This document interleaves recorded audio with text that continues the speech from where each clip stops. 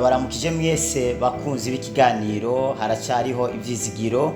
Amahoro y'umwami wacu Yesu Kristo nakomeze kubana namwe. Turabaye ikaze kuri channel yacu kandi kabayanyu haracyariho ivyizigiro TV. Tubibutsa kuri mwebwe mutaragira sabone cyangwa subscribe, urashobora kugira sabone kugira ngo kino kiganiro gihe cyose tugishizeho gihite kigushikira mu buryo bworoheje. Imana iguha umugisha. Tugiye gusangira ijambo ry'Imana dusoma mu gitabo cy'Abaheburayo bice bya 11. Turasoma umurongo waho wa mbere n'uwa kabiri, hama dusimbuke dusome umurongo waho wa gatandatu. Bibiliya iratubwira ngo ababaye abahizi mu kwizera.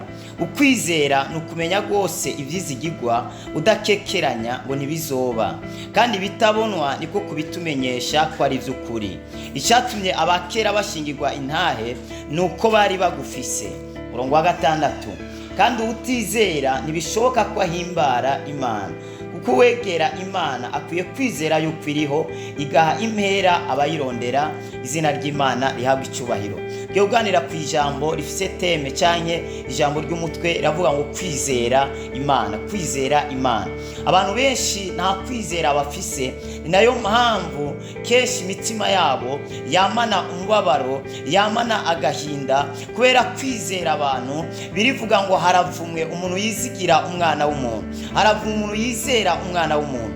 Umuntu arahinduka, gidahinduka n'Imana. Niyo mpamvu kwizera k'umuntu ntibukwiye guhagarara ku bintu cyane ku bantu, kubera ibintu birashobora kuvaho n'abantu barashobora kuvaho, ariko kwizera kwawe gukwiye guhagarara ku Mana yaremye ijuru n'isi. Birivuga ngo ntawayizigiye azigera akogwa n'isoni. Aha bagiye kutubwira ababaye abahizi mu kwizera. Baravuga ngo kwizera niko kwatumye naka ahabwa iki? Kwizera niko kwatumye Sara ashobora kuvyara mu myaka 90 double menopause. Kwizera niko kwatumye Abraham atanga umwana wiwe Isaka, kubera yarazi ko Imana yamumuhaye izashobora kumuzura nubwo bamaze kumwica. Yarazi nubwo Imana itamuzura ko yashobora kumuha uwundi.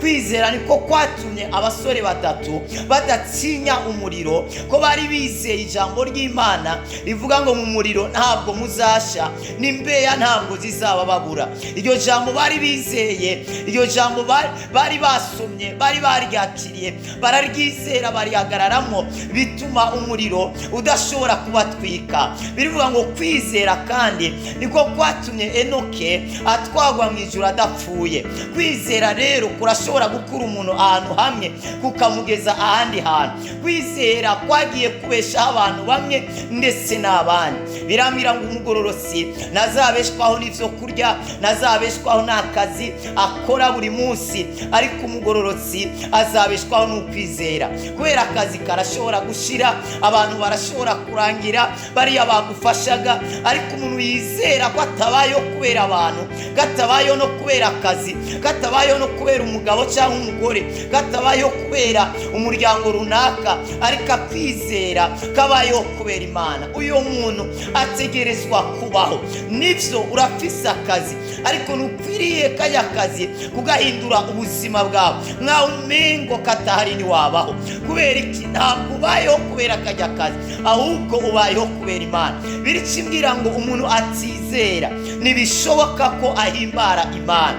Ivyo wakora byose ariko ukabikora utizera ntibikunda ko ahimbara Imana, kubera Imana iranezerezwa n'umuntu yizera, umuntu ayifitiye icizigiro, icizere, avuga ngo na nyuma ya zero ndazi ko Imana yakora, ndazi ko Imana yahindura ibintu. Nagira ngo abwire, iyo umuntu adafise kwizera biragoye kugira ngo yakire igitangaza c'Imana cyangwa ubushobozi bw'Imana, kubera ijuru riruzuye ibyiza byose, ariko ni bande babizana ku mugaragaro? N'abantu bafise kwizera. Abantu bafise kwizera barashobora kuronka ibintu byinshi kandi bakabibona mu mwanya mutoya. Kwizera kudufasha kubaho ubuzima bw'Imana hano ku isi. Ndasubiye mu kwizera kudufasha kubaho ubuzima bw'Imana hano ku isi, kandi kwizera kudufasha kubaho ubuzima butandukanye n'ubwo abantu basanzwe. Yesu aravuga ngo umuntu ntabwo atungwa n'umutsima gusa wo mu nkono, ariko n'ijambo ry'Imana riba bibasha kumutunga. Kwizera kurarema ibintu bitariho bikabashaga kubaho. Umuntu afise kwizera aba ameze nk'umuyaga uhuhutsa, utamenya iyo upfuye, utamenya n'iyo uri kuraja. Umuntu afite kwizera ni umuntu aba ari umuntu adasanzwe. Umuntu afite kwizera ashobora kubaho ubuzima bw'Imana hano ku isi, ashobora kubaho ubuzima butandukanye n'ubwo abantu basanzwe. Umuntu afite kwizera arayobeye, umuntu afite kwizera aratangaje, kubera birambwira ngo byose bishobokera Imana kandi byose bigashobokera umuntu yizera. Bisigura umuntu yizera arafise kapasite indani muri we iyo kubaho ubuzima bw'Imana, iyo gukora ibyo Imana ishoboye gukora. Umuntu afite kwizera arashobora gukora ibintu binini kandi bikomeye kandi akabikora mu mwanya mutoya. Rekora abasigaye amando. Ahantu hari umuntu yizera, ijuru ntabwo rigira ubwoba iyo ribonye ahantu hari umuntu yizera, kubera ahantu hari umuntu yizera haba hari Imana yuzuye, kubera Imana byose birayishobokera kandi n'uwizera byose biramushobokera. Kwizera rero kurakura. None kwizera gukuzwa n'iki? Kwizera gukuzwa n'ijambo ry'Imana, kandi kwizera kurashobora gupunguka mu buzima bw'umuntu. Niyo mpamvu ukeneye ko kwizera kwawe kwaguka, gukura, gukomera, biragusaba kuguma mu ijambo ry'Imana. Usomye hariya Abaroma ibice 10 murongo wa 17 birivuga ngo kwizera kuzanwa n'iki? Kwizera kuzanwa no kumva ijambo ry'Imana. Bisigura ngo uko umuntu yumva ijambo ry'Imana niko kwizera kwiye kuzamuka. Ko umuntu yumva ijambo ry'Imana, ko umuntu asoma ijambo ry'Imana, ko umuntu yumva ibintu bitandukanye ariko by'Imana, by'ijambo ry'Imana, niko kwizera gukura. Ariko kandi hari ibintu bituma ukwizera k'umuntu gushira cyane bizana ubwoba mu buzima bw'umuntu. Ziriya ntahise abantu bagiye kuzimu, ziri ari amajambo atera ubwoba abantu, atabasunikira mu gakiza, atabasunikira mu kumenya Imana no kwizera Imana. Ari amajambo ashira abantu mu bwoba budasanzwe. Ariko ijambo ry'Imana igihe rije ntabwo rizana ubwoba. Ijambo ry'Imana rizana gushikama, ijambo ry'Imana rizana gushira amanga, ijambo ry'Imana rizana ivyizigiro bishasha, ijambo ry'Imana rirarema, ijambo ry'Imana rirahindura, ijambo ry'Imana rirabohora. Nta wizeye Imana yigeze amaramara, yigeze kugwa n'isoni. Ariko umuntu yisigiye umuntu uwo arashobora kumaramara umwanya n'umwanya, kubera ko abantu akwemerera ikintu mu gatondo, ku mugoroba akaba yabihinduye. Abantu barahemuka,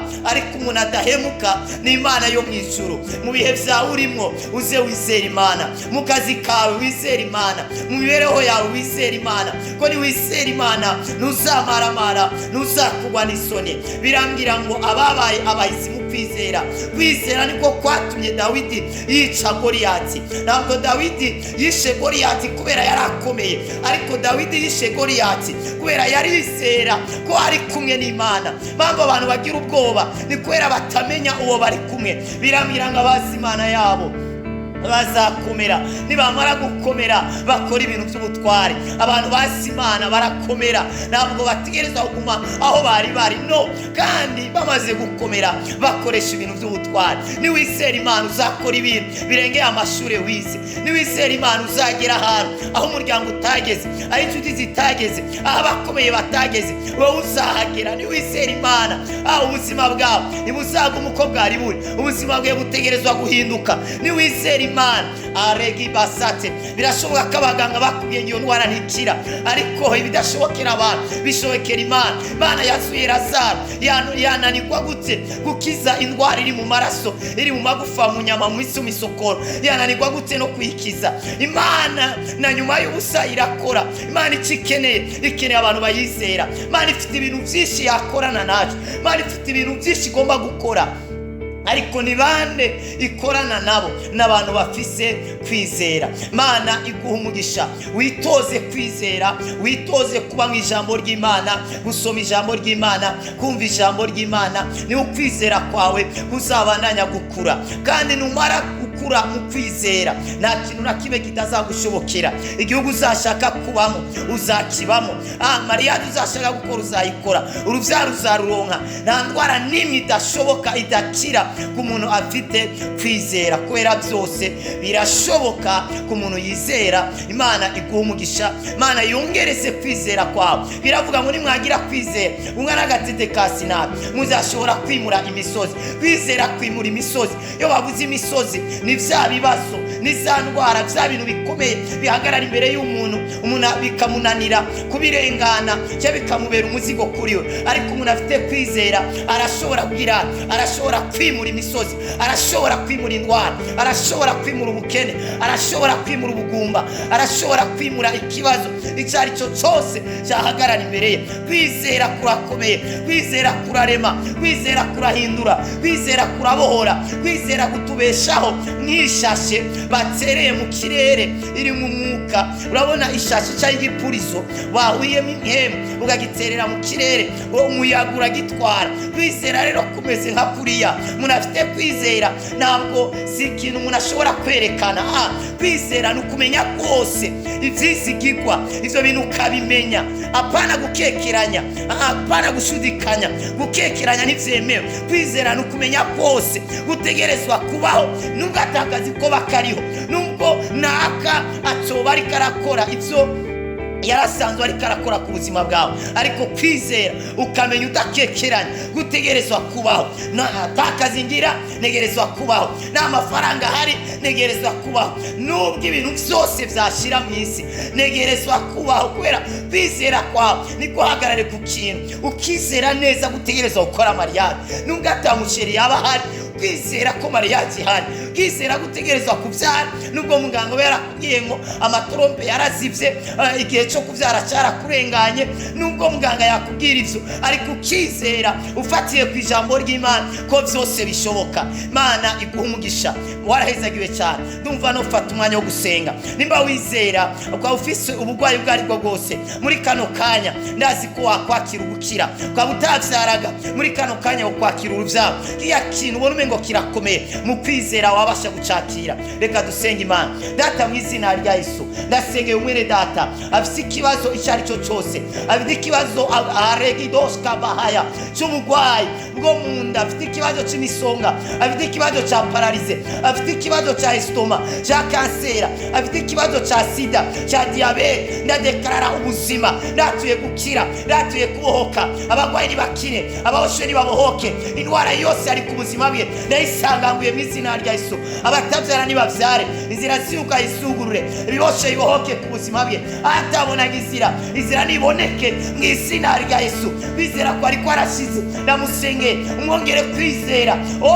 Matarabaregibaya, Mana cizira atabonaga inzira, buri miryango yugaye kuboko kwawe kumusunikiraho imiryango n'amashure bitabashe kumusunikira mu izina ry'umwami wacu Yesu.